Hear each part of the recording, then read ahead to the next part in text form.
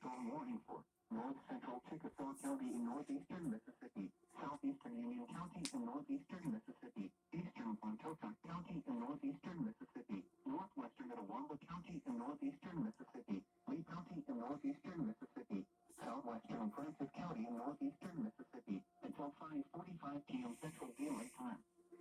At 4:56 p.m. Central Daylight Time, a severe thunderstorm was located near Olga, or 11 miles northwest of Porcelona, moving northeast at 40 miles per hour.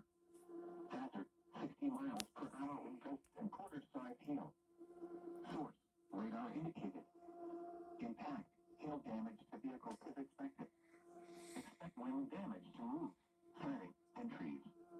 Locations impacted include Tupelo, Baldwin, Verona, Tree State Park, South Hill, Guntown, Plantersville, Gretz Friendship, Troy, Blair, Furs, Sherman, New Hoga, Marietta, Edville, Jericho, Rainier, Cuyahoga, Bigville, and Kirkville.